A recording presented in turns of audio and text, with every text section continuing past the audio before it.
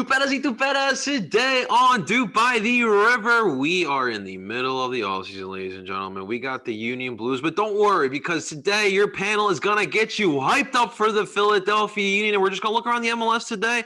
Hopefully we get the MLS started sooner rather than later. Don't go anywhere, guys. You know what it is. We got your vibes for you. We are your number one Philadelphia Union podcast, and let's get this started.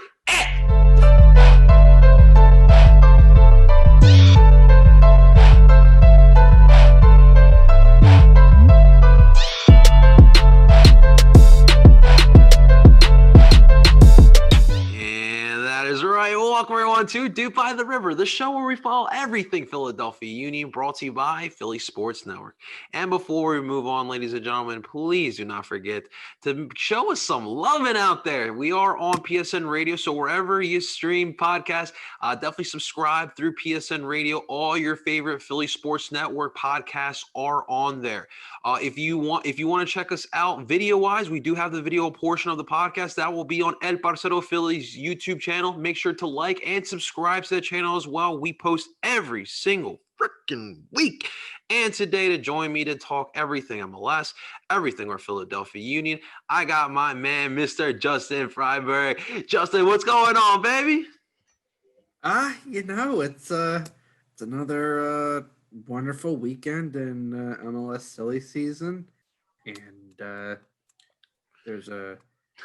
hope we can have a lot to talk about because should be fun. It's I think I hear crickets outside my window. So, that's how it feels, man. A little quiet, quiet around this time of year. I definitely miss the MLS, and it's great right now. Like we're full swing as far as the 5 for 5 outlook. As my man Justin's got the Flyers hoodie. It's great. The Flyers season has started. Shouts out to all our 5 for 5 Philly sports fans. Sixers look nice tonight. Just got a nice dub over the Heat. Great back to back. But yeah, I mean, we definitely, the MLS, you guys know it's my favorite league in America, and I can't wait to have it back. We'll get to that in a second. No Tim tonight. Shouts out to Tim. He's taking the break off, but it's just gonna be you and me. Justin, you ready? I think I'm ready. Hey, I'm talking my favorite sport. I can. Hell yeah! I hope you're more prepared. I hope you're more prepared than David Beckham and Inter Miami in their inaugural season. Why are we bringing Phil Neville in here?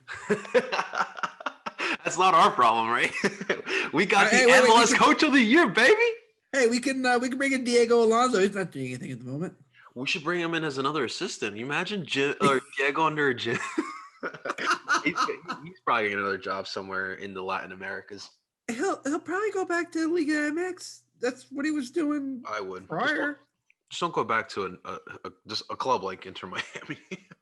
No, but so Justin, I say we're in the middle of the off season, but are we? Like, when are we going to start the season, man? Like that's my number one frustration, because it's one thing to live through the off season, but not to know when I'm going to get my Union back. That's another thing. Yeah. So the whole thing with that, it's really weird right now. Yeah. Like, so I've heard a lot of stuff, a lot of conflicting stuff. So I follow a lot of people on Twitter.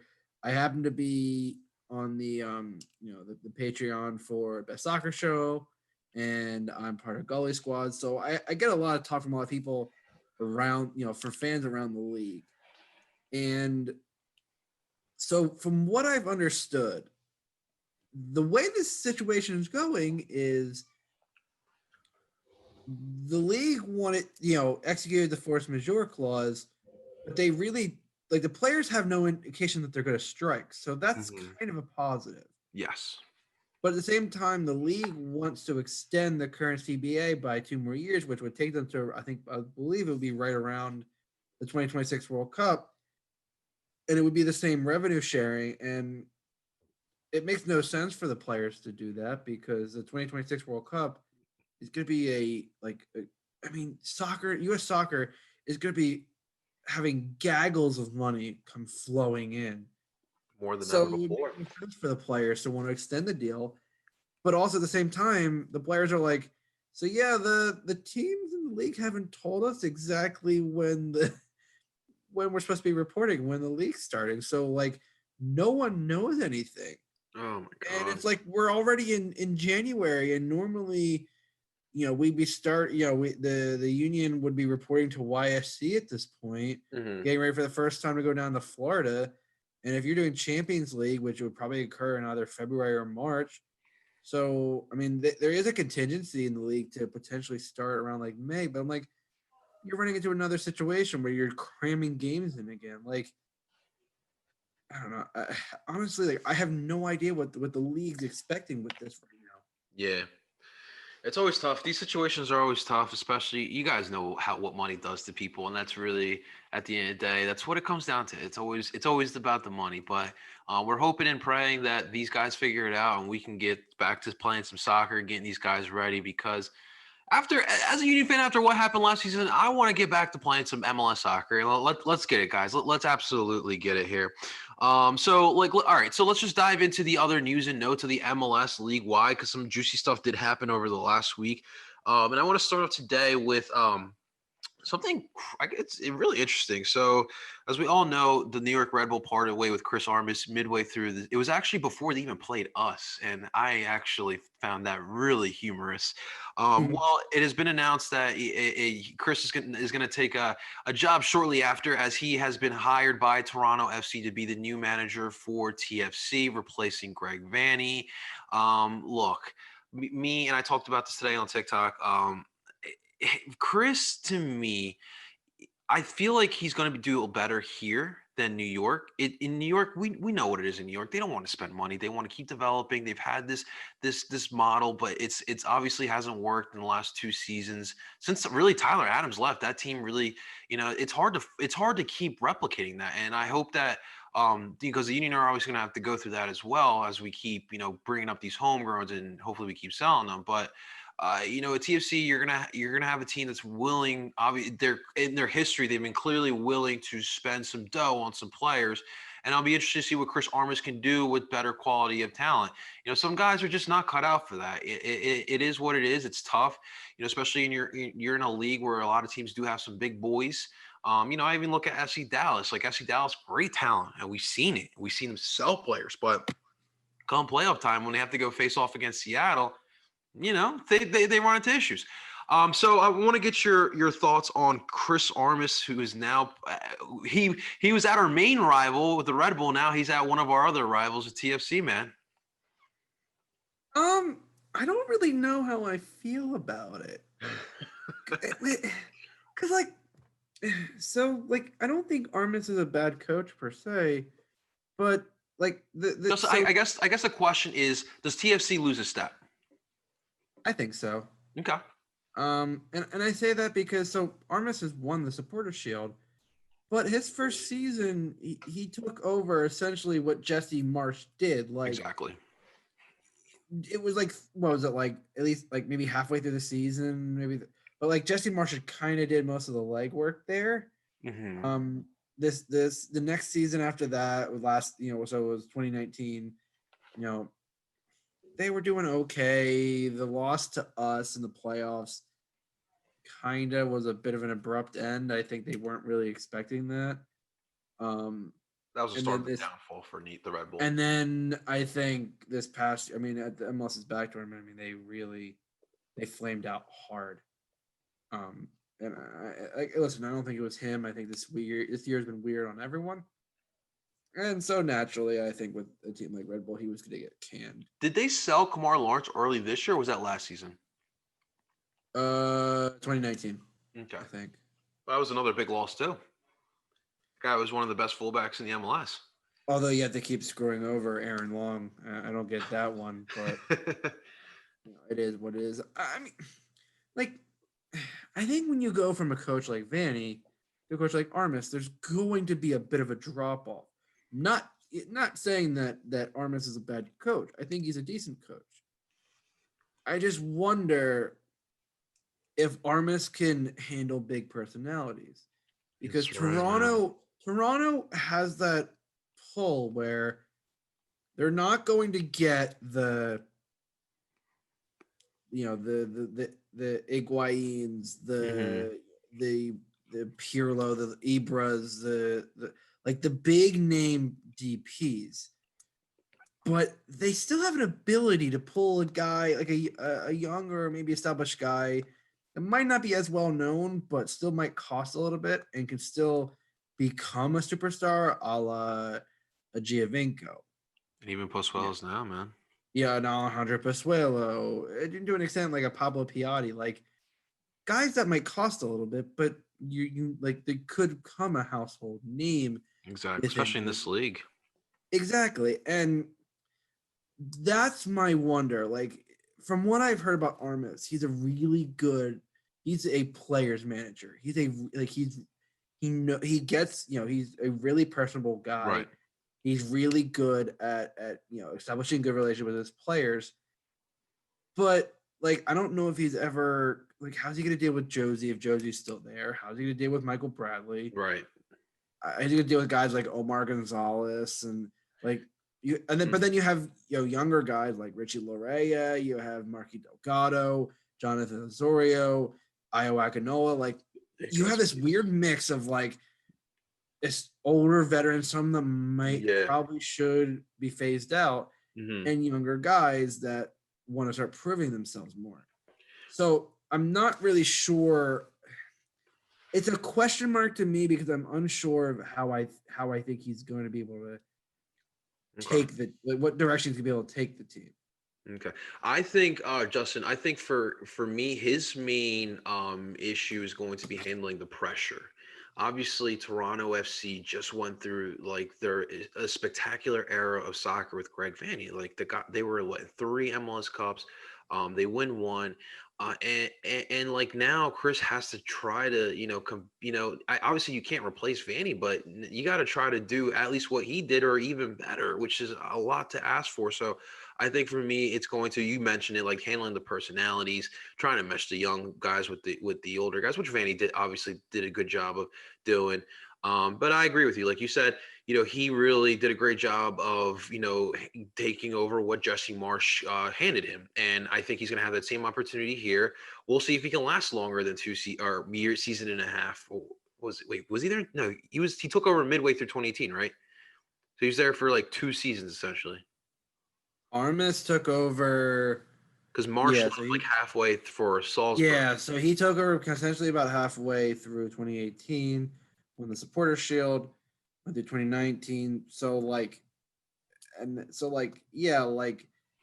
almost 2 years essentially. Like he got fired kind of midway through Hmm. last year. So I'd say about like maybe 2 years ish. Okay. So it's definitely interesting. Definitely affects the powers of the Eastern Conference here for our Philadelphia Union. But overall, I'm not worried. It's just Chris Armas, guys. Just Chris Armas. We got TFC. We got them. Do I have to remind you? 5-0 Toronto. Do I have to remind you? All right. Well, speaking of Canada, Justin, we've seen in the past year and a half of all these MLS clubs starting to rebrand. We're changing the page into the new era of MLS soccer, and some of these teams, they want to kind of get past MLS 2.0 and go ahead into MLS 3.0 and whatnot. So, we've seen Chicago rebrand, regret it, trying to rebrand again. We've seen Houston rebrand. And people have been really critical of theirs, but I don't really hate the logo as much as I hate Chicago's. But now, Justin, Houston rebrands decent. I'll give them that. I don't hate that one as much as some people do. But now, Justin, we got a third team rebrand here, and it's in Canada. It is the Montreal Impact. Maybe four if Inter Miami has that whole lawsuit. Oh Which yeah, that's another story we got to follow. But maybe. Montreal Impact decided that their historical name was not good enough to go forward in the The future. name didn't provide much impact. Saputo said that. I was like, what are you Uh, saying? What are you saying? But no, oh so God. now the longtime name Montreal Impact is gone, and they have rebranded. And they are now Club de Foot Montreal. They got a new logo. Justin's got a very particular name of it. Actually, Justin, I'll let you start off first. What is your first initial reaction of this whole rebrand, the new logo, and the new name of Montreal? So for all the jokes that And boy, there's been a lot of impact jokes because it's fun. I don't Their really TFC's understand little brother too. I don't really understand the rebrand. It's just really unnecessary. I think Saputo thought it was. it. How about him focus on the product on the field? Spend Like a little money on some players for Terry yeah, like Henry.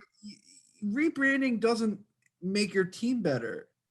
I mean, he's really bending over backwards to try to keep Thierry Henry here because he's not really doing anything other than that to really encourage anything. I don't know. When I had heard rumors that there was going to be a rebrand and that there was going to be a whole like they were going to kind of like embrace the North and like something like that. What the? And then I saw Club de Foot Montreal, which for all you who don't speak French, Club de Foot translates to football club. So essentially, it's CF Montreal. It's Montreal FC. Let's not sugarcoat it. They're just doing it the French way. But Oh my god. as for the logo, so they say it's supposed to be a snowflake. I don't know what snowflakes they've seen, unless they have a cat named Snowflake. Oh, dude, I got great memes for when we play Montreal next season. Oh my god.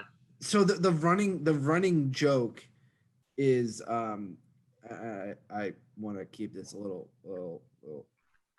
How can I keep this PG? We did try to do a PG podcast, but ladies and gentlemen, if your kids are listening, please just cover their ears just for Justin to say what he's got to say. Go ahead, Justin. All right, the joke has been club the butthole. Well, that's not too bad, but because it kind of looks like a cat's butt. I saw that one. I mean, that's the running joke. Honestly, like I don't get the rebrand. Montreal Impact was fine. It was a historical name. It was a name that you knew. Like, I don't have no problem changing the logo. Yeah. Everyone goes through logo changes. I mean, think about how many times the Galaxy have made changes. How many times, like, the Red Bulls were the Metro Stars. Like, and that's I get it.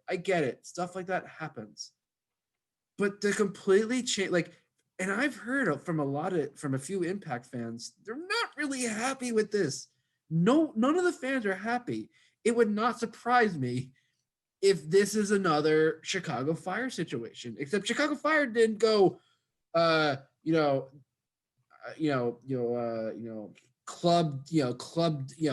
Del Fuego, and they're trying to do Spanish. Like it. I mean, I understand you're trying to lean into the French nature, but like, really, you did club de foot, which people are also making clubbed foot jokes. It's like, it makes no sense at all. No, you're right, man. Why on earth would you? Why would you need a rebrand? Did you really think this was rebranding your team does not fix the product on the field? Yeah, like it's really. So, I mean, for me, I wasn't a huge hater on the logo. Like, trust me, like, I think we've seen, like, you could do worse than this. I mean, the snowflake stuff, I mean, now that I'm thinking about it, it's kind of hilarious. But I do think it has potential for some sick kits. I will say that. I think that has the potential for that. But, of course, with Adidas, you never know. But what is with the dark logos, too? I'm not understanding that. Like, all the logos have to be black? Man. Like, I'm not. It's like they go to the same person. That's what I feel like. It's like there's like a logo maker for the MLS, and they're like, make us a logo, and he uses he recycles the same things and makes these teams the new logo. Next thing you know, Jay Sugarman's like, oh, that's actually a good idea. Maybe I could you imagine we're Club de Union? Oh God, or Philadelphia FC. That would drive the Union fans up the wall. It's the French Montreal FC. Like, that's essentially, when you translate it, that's what it is. No, we would get something German, I feel like, here, right? What's that? What's pretty German? S-Val, Philadelphia. I don't know. I'd have to look it up. I have some So here, German friends I could. so Justin, here's my thing. I feel like the MLS like has this issue where they hear what people say, they hear what Europe says, they hear what the American sports fans say, and I feel like sometimes they fall into the peer pressure. Like there is nothing wrong with Montreal Impact. There is nothing wrong with the Chicago Fire like hat, like the uniforms, the logo. There was nothing wrong with that. What I feel like what they're neglecting is the real issues. The real issues is that the reason why like Europe and the average American sports fan clowns our league is because of the quality majority. You know, how many times do we still to this day hear the whole, "Oh, dude, why do you watch that retirement league?" Like, they obviously don't really fully watch it, but that's what I'm saying. Like, stop sweating the little things and start looking at the bigger picture. In Montreal, at the end of the day, whether you're the Impact or Club de Foot, they don't care. They want a good product on the field. They want something that they can get behind. And the same thing goes with Chicago. Same thing goes with Houston. So I think like some of these MLS clubs just stop complicating it. This is soccer, okay? Just play soccer. Put a good product out there. You will make money. I promise you that it's. I think it's like common sense. And I don't. It's just stop complicating it. That's clearly not for Montreal. Hell, Terry Henry. Like Terry Henry's about to get labeled a bad manager because you don't want to give him a good team. You want him to make a bunch of nobodies into somebodies. Like, come on. And I Well, feel for in Terry Henry. fairness, him at Monaco wasn't exactly good either. So I And that's don't what I'm know saying. if Thierry was a decent assistant at the Belgian national team, but I don't necessarily think he's that great of a coach. You don't think? I think this whole idea that great players will make great coaches is kind of a farce. I agree with that. I don't think you being a great player means you're a great coach, because like, you know, the players that make good coaches are the ones who are able to get their ideas out and communicate to the players not without any condescending, but like just get it out. And with Thierry, it's almost like he wants to show them how he did it and expect them to do the same thing. No, you're Like, right. I with him, I don't get it. Like, he's always kind of been. I agree with you larger there. than life personality with that kind of But stuff. would you say that Montreal has given Terry Henry like a decent product to work with? I mean, he's not going to be spending $8 or $9 million on a player, but I don't.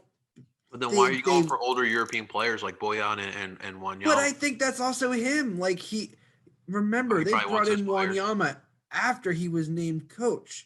Like, it was a little bit after he was named coach. It wasn't like Wanyama was an inherited player. Boyan, yeah, was an inherited player.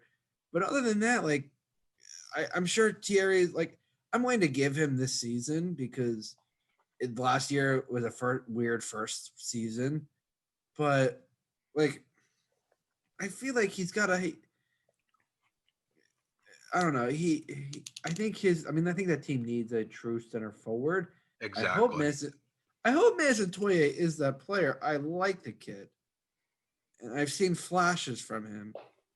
But at the same time, like, I don't know that back line. Victor Wanyama is not, the midfielder you need. Samuel Piet is kind of starting to slow down a bit. Yeah. Like, their midfield's decent, but they're lacking in that attacking options here. I mean, their bench was pretty poor too. Yeah, they go down the field, but then in the final third, it's like, crap, we got to score the damn ball.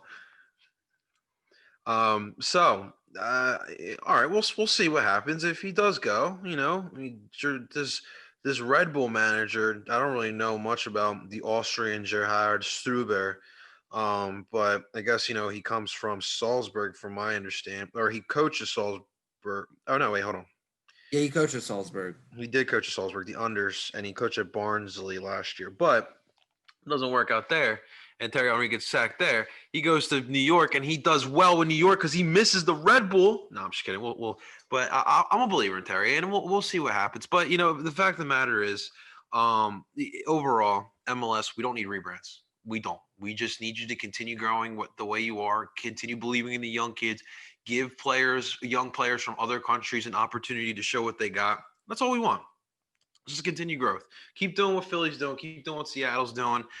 Columbus is obviously doing good things as well. We just want to continue seeing clubs like that succeed. Yeah, Columbus is signing everybody. Heck, they signed Kevin Molino. I'm like, Jesus, they're reloading. We're trying to go back to back, man. Create the Apparently dynasty. so. Create another dynasty, man. All right. The next news and note, it's pretty interesting because for both sides, but this is probably the transaction that caught our attention the most. But the FC Dallas, trying to get younger. We kind of know this mantra that they've had the past couple seasons: play the kids, right?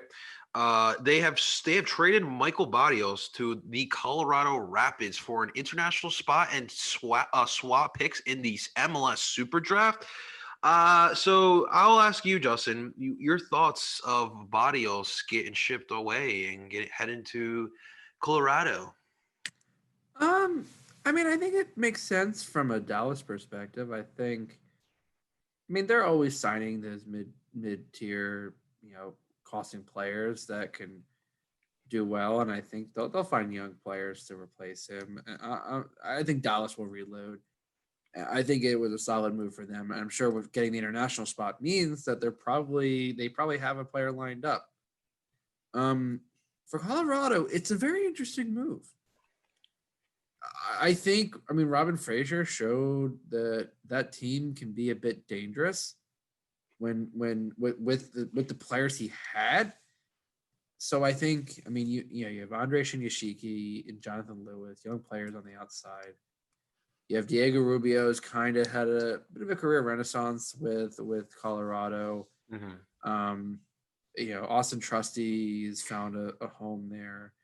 Lalas Abubakar has turned into a pretty formidable center back. I'm actually very interested to see how this move pans out for them.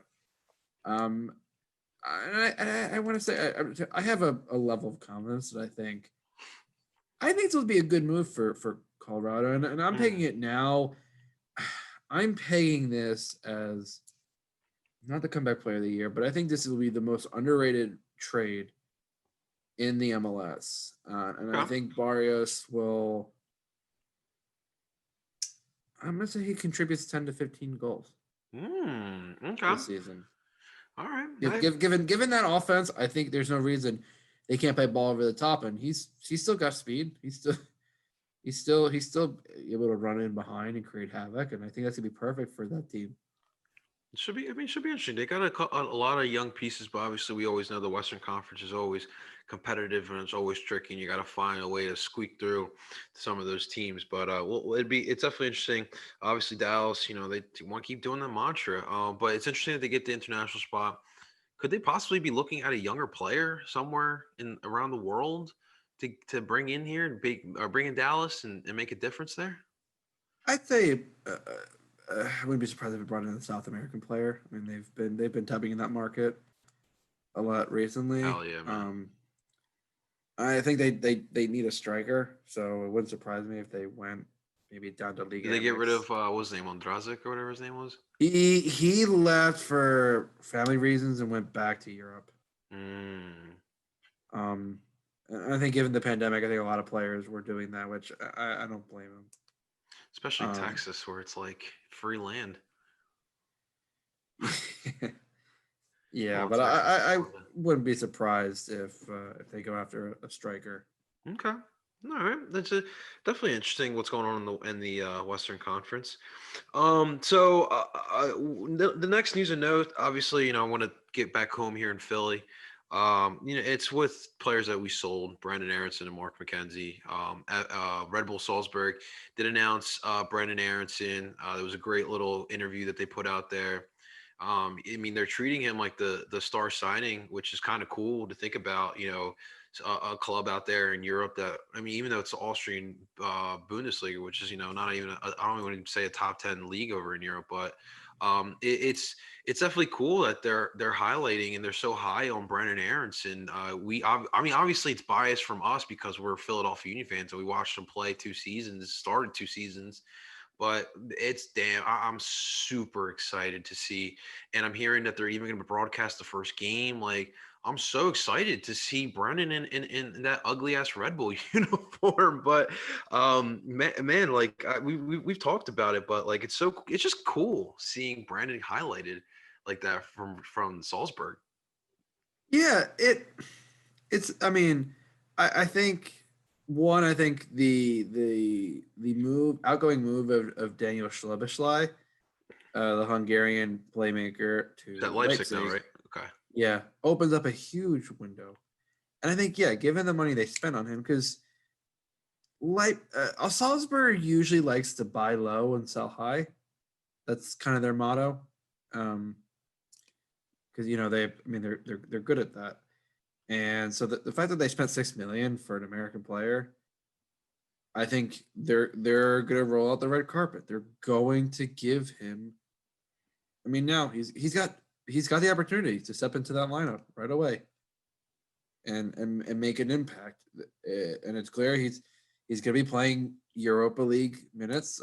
Salzburg finished in third in their group, so they move right to the round of 32 for the Europa League. So I'm interested for that. I'm interested. I mean, Salzburg's, I believe they're top of the table in the Austrian league, and I think it'll be big for Brendan. Oh yeah. I don't think he'll be there for more than a few years, but I think it'll be a good stepping stone if he can continue the trajectory that he was at with the Union.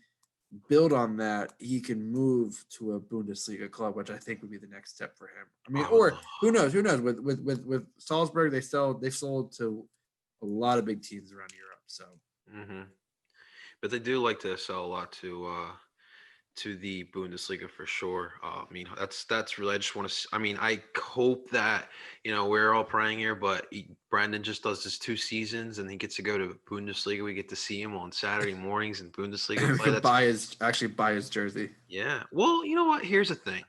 Obviously, we both don't want to wear a Red Bull jersey, but however, shouts out to Views from the Bridge's own Paul Catrino and Icarus FC. I'm sure you guys all know both of them very well. Our good buddy, good friend of both Yeah. of us, friend of the pod. Absolutely. Paul Catrino. Paul is an absolute goat. Well, Paul and Robbie from Icarus have teamed up to make a kit that allows the Union fans to support Brenden Aronson as he is now onto the Austrian Bundesliga and Red Bull Salzburg, but still you don't have to, represent that ugly team that we all hate. So right now, if you guys are on Twitter, definitely go follow Paul, or if you do already follow Paul, make sure to DM him. He right now and Icarus are doing a sale. You go through Paul, and you guys can get the jersey that just sends you out. If you guys have Venmo or you have PayPal or Cash App, it makes things a little easier for you. But you can buy the jersey through Paul. Just send him a DM. I think right now it's just the forms, and then that's what it is. That's what payment. So it's more of a collection form right now. As I put it through, it's a Google form. No problem. If you have any questions, DM Paul. That way, so they can know how many to make for sure. But it's definitely really, really cool. Obviously, I'm looking at it right now. It's really sleek. It's like it's blue, goes into like I think it's a black, but it looks like a navy blue as well. It's a very dark color. The kit obviously has the bridge with the 2 snakes. Has Salzburg. It's like triple Z's is really funny. Soccer club. On the sleeves is the best part. One sleeve says Medford, the other one says Messi. Shouts out to Union Hulky. He loves mentioning Medford Messi. Brendan shouted out Union Hulk. That's pretty cool, isn't it? That's how you know you've made it. Oh yeah, he's goated. He's absolutely goated. But yeah, guys, definitely go check that out. Paul is definitely a friend of the podcast. He's a fantastic member of the media here for the Philadelphia Union. So definitely go check that out. I've retweeted it. I'm sure Justin has retweeted it as well. So you guys can check out our Twitters as well. If go copy that kit, because look, I want to buy a Brenden Aronson jersey, but I am not buying Red Bull. It's tough for me. I know they don't play the MLS, but it's just hard for me to represent Red Bull anything. And those jerseys are kind of ugly. I don't want to say it. I didn't want to say I can't justify spending money on that at all. Well, I will tell you what, one European jersey you can buy. Speaking of our homegrowns over in Europe, Mark McKenzie, as we all know, you guys, I'm sure you guys seen the pictures of him in his new kit, him in training ground, him and his, and I guess it was a physical test. I don't know what that was. Oh yeah, dude. I mean, Mark, because we all know Mark was a physical specimen, but my dude's looking, dude's Ripped, dude. looking He's ripped. lean. He's definitely lean. He's definitely eating his protein, and he's hitting those workouts, man, for sure. Definitely, I gotta get that Mark McKenzie workout plan. He eating them that chicken and rice, man. Eh. Lean protein, lean protein. Oh, give me all that too. Well, guys, obviously we don't want to buy Brandon's Red Bull jersey, but Mark's Genk jersey now has a number, so he will be wearing number 2 for Genk this season. And if you guys want to get that, Justin already sent me over the pictures of was it lime green? So I looked. It's like a Teal electric blue. Is it like is it like with green sleeves? Is it like the parlay jerseys in the MLS had like 2 seasons ago? A little bit. Okay. They're kind of similar. Either way, it's got a pop collar like a it's polo. downfall, but I'll survive with that. I have a couple like that, but so he's definitely got his jersey, he's got his number, so you guys can get that one as well if you'd like. Hey, at this point, we're gonna start buying. We're gonna be fans of several European man. clubs at this point. I know. I've barely watched any Serie A. I've barely watched any Bundesliga this season. So I watched a couple Premier League games. But man, Mark and Brendan are gonna get me back in the European soccer again. I love it. You guys, you know me. I love my soccer. It's just busy these days. But yeah, so that's the news and notes of our guys in the MLS. You know what? Also, I guess I'll throw this one in there. So Atlanta United Twitter, when they're itching about something, they will voice their opinions. I guess there was a jersey leak. It wasn't really too pretty. Is it the Atlanta United one? Yeah, Atlanta United dropped. Someone said it. The 5 stripes more like the 5 lines, and the running meme was the Pawn Stars guys, and they're like, best we can do is 5 lines. That's all we could do for you. It's not a good look. I'm not gonna lie. It's so bad. If I were an Atlanta fan, I'd be screaming. That's so crazy. But so Atlanta. It's so not even that it's poorly designed. It's just so basic. Like yeah, that's really what it is. It's not. There's not a lot of creativity. I thought it was a practice kit.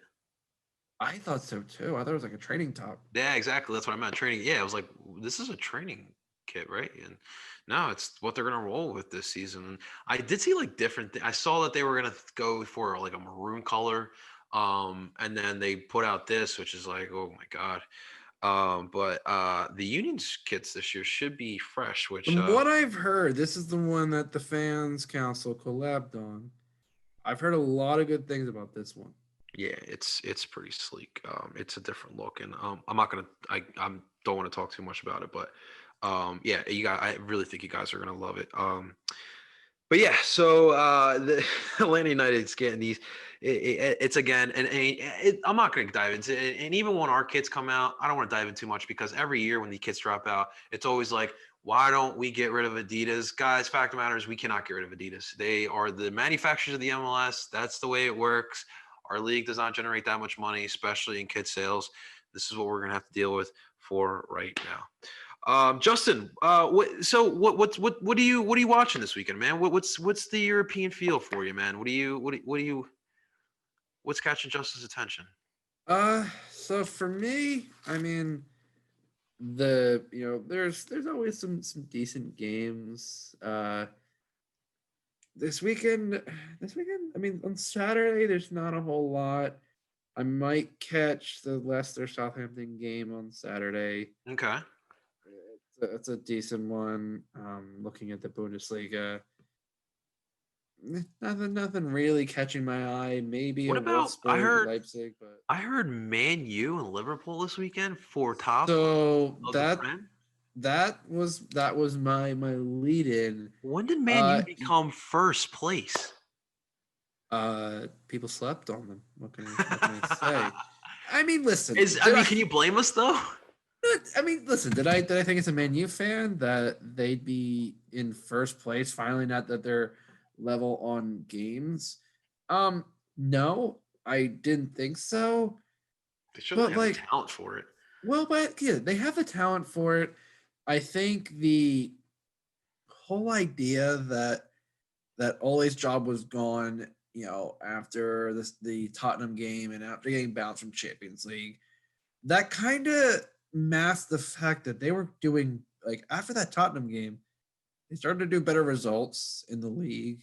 And I think the Champions League exit kind of masked the fact that they were improving in the league. Mm-hmm. And I mean, listen, they've been quietly moving their way up the table, and now they could, if they play their cards right, they could battle with Liverpool for this title. I'm not getting ahead of myself. I think obviously there's a long way, and I think Sunday will be a huge test. I also think Jurgen Klopp better stop bitching about the number of penalties, because his players do the same things. Okay. I mean, penalties are what they are. You can only do what the ref calls, and I get a little frustrated that with that kind of talk. Yeah. And even several former refs have said that they think that the FA should have kind of stepped in and actually maybe issued a fine for his comments about that. Okay. But I'm excited for that game. I think I'm I can not. speak for most of the Prem fans here. I think a lot of us want Man U to win, so we're pulling for you guys, because we don't want to see Liverpool go back to back. No, and the fact that Liverpool fans have been insufferable. You win one title in like 30 years, then I all of know, a sudden you I guys know. are great. It's like, listen, slow your roll there, Chief. You guys won your first Premier League title in 30 years. Like, let's slow this down. So yeah, I agree, man. I agree. Well, this is a great Duke by the River derby, as Justin representing the Manchester United part of Duke by the River, and of course our buddy Tim Lovinguth, it represents the Liverpool side of Duke by the River. Of course, I am a sad Everton fan over here. We A Tafetero, as Christian a, Polanco would so my gladly guy. put. My guy. We had Aston Villa got postponed on Well, I think was that COVID, or was that just two because of days. Aston Villa has had some games moved around. I think because of the way the schedule's been weird, I think they've kind of had to start moving games around. Okay. We play Leicester on the 27th, which we'll see how that goes. But I mean, it's a struggle. But as long if they make Champions League, I'll be happy for sure for Everton. Justin, one last point before we sign off here. It brought my attention this past weekend. I was watching the Chicago Bears and the New Orleans Hornets, the New Orleans Saints game. It was the Sunday night mid game. They put it on Nickelodeon to kind of distract the kids. And I'll be honest, I watched it because I wanted to see what they had to offer. Overall, I thought it was something fresh, something different. But it's for the kids. It's for the kids. And I kind of raised my question, because I think it was very smart what the NFL did.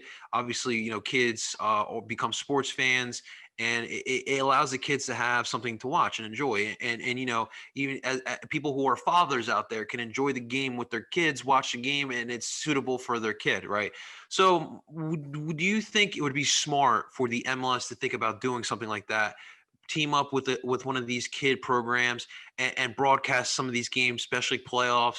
That way, the kids can start at a young age. Um, I'm gonna say no, but not for the reason that you would think. I think with the NFL has such an established brand that they Yeah, can afford the luxury to take that gamble. of dual, simulcasting their games between several networks, and network like Nickelodeon. With the MLS, I don't know. Like, I think it's because, like, what the whole thing with, the Nickelodeon broadcast was, like the first down marker was slimed, and then when people scored It's like a slime touchdowns, too. it was like slime, and like they, explained what a flag was. And Young I mean, you Sheldon, man. could do that with like offsides and and stuff like that, but I feel like I don't think the league's in that position yet. I mean, trust me, they would probably jump at the chance for the money if Nickelodeon was offering, but I don't know necessarily if It's a good idea. if people would really like, soccer is still kind of growing in this country, even as Right. big as it is. So I don't know if that's the right move for them. I Just mean, want to. it'd Go be ahead, no, go. interesting, but I don't know. I'm kind of a toss up. I want to lean towards no, but it's kind of a toss up for me. I just want to see, like, a game on Disney Channel and Mickey Mouse pop up and he's like, "Gee golly, that's an offside." Oh, it'd be fun to watch. You see Goofy That's why running y'all around. come to DOOP by the River for Johnny's Mickey Mouse impressions. Gee golly, I love soccer. Oh. All right, we're having a little too much fun. Justin, any last words for the lovely listeners of Duke by the River, man? No, I hope everyone's been staying safe. Still staying inside. If you're all in Jersey, I would recommend looking at going to virtual.org/vaccine. You can sign up if you are in group, right? I am in, based on the new changes to the groups, I am in 1B Okay. for being between 16 and 65 and having a pre-existing condition. Okay. But I would highly recommend y'all sign up. I would also look, Cooper Health has also been, advertising their stuff. I signed up actually for to get my first vaccine dose on February 6th. But Okay. depending on if the virtual one comes sooner, I might do that. So it's only a few more months, people. And I Yeah, think man. at least I think we can get through this. You get through the winter, and that's the biggest thing. We can get back to being outside, Yeah. and then people will start getting vaccinated. And, next thing you know, by the summer, we'll be able to hug and kiss each other all we want. That's the goal, isn't it? Right? Just to hug each other as tight as we can. But no, seriously, everyone, stay safe, wear your mask, and Yes, please. just enjoy some soccer this weekend. Oh yeah, absolutely, 110%. Justin brought up the great points, but I want to go down during the season, down at the Soup. I want to get back to the vlogs. Want to get back to interviewing you, fantastic people, and bringing Philadelphia what they are missing as far as the Philadelphia Union game experience. I 100% agree with you, Justin. It's time. It's definitely time. Like Justin said, please stay safe out there. Some great games. Obviously, I'll be busy with the Philly sports. Shouts out to the Flyers as well. Justin with this hoodie. They play tomorrow night, and the Sixers will have actually a great game tonight. We'll be back this weekend as well. So I'll be busy with that. Again, this is a 5 for 5 Philly sports podcast, guys. Ladies and gentlemen, please do not forget to show us some love. We are on PSN Radio. Please subscribe if you haven't already. Also, you can check us out video portion on El Parcero Philly's YouTube channel. That is Justin Freiberg. Ladies and gentlemen, I am at Parcero Philly, and we are both telling you guys to dupe on. Talk to you soon.